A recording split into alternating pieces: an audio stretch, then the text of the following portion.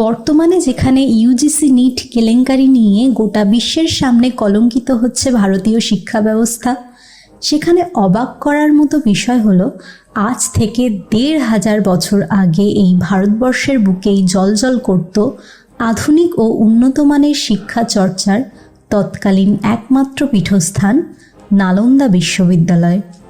এটি ছিল পৃথিবীর প্রাচীনতম বিশ্ববিদ্যালয়, বর্তমানে যার নবকলেবরে পুনরায় উদ্বোধন সারা পৃথিবীতে সাড়া ফেলে দিয়েছে। তাই আজকের ভিডিওতে থাকছে নালন্দা সম্পর্কিত কিছু ইন্টারেস্টিং তথ্য। নালন্দা শব্দটি তৈরি হয়েছে ৩টি সংস্কৃত শব্দ নিয়ে, না, অলম এবং দা, যার অর্থ হল এমন এক উপহার যার কোনো সীমা নেই। প্রকৃতপক্ষেই নালন্দা ছিল শিক্ষার এমনই এক অফুরান ভাণ্ডার, যেখানে শুধু ধর্মগ্রন্থ নয়, সাহিত্য, চিকিৎসাবিদ্যা, দর্শনশাস্ত্র ইত্যাদি বিভিন্ন বিষয়ে ছাত্রদের শিক্ষাদান করা হতো।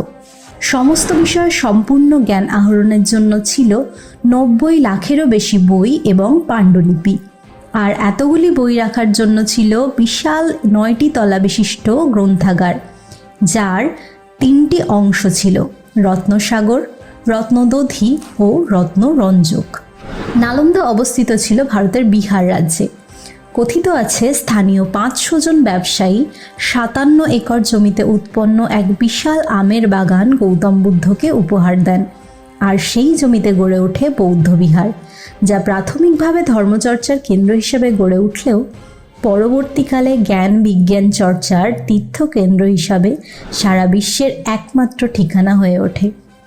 নালন্দায় শুধু ভারতীয়রাই নয়, সুদূর চীন, জাপান ও কোরিয়া থেকেও ছাত্ররা শিক্ষালাভ করতে আসত। চীনা পরিব্রাজক হিউয়েনসাংয়ের বিবরণীতেও নালন্দা বিশ্ববিদ্যালয়ের উল্লেখ রয়েছে। দেশি বিদেশি মিলিয়ে প্রায় ২০,০০০ ছাত্র এখানে অধ্যয়ন করতেন, আর এজন্য তাদের কাছ থেকে একটিও পয়সা নেওয়া হতো না। সমস্তটাই চলত গুপ্ত রাজাদের পৃষ্ঠপোষকতায়, আর ছাত্র ও অধ্যাপকদের জন্য খাদ্যবস্তু আসত আশপাশের প্রায় ২০০টি গ্রাম থেকে।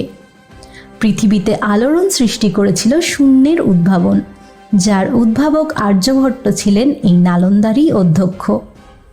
এর সাথে সাথে শিলভদ্র, নাগার্জুন, বুদ্ধপালিত, শান্তরক্ষিত প্রমুখ ছিলেন নালন্দার নানা সময়ের অধ্যাপক।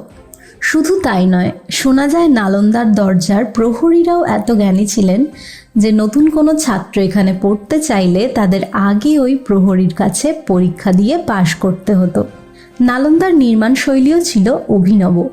এখানে সিমেন্টের বদলে বড় পাথর, তেল, আখের রস, গুড় ইত্যাদি ব্যবহার করা হয়।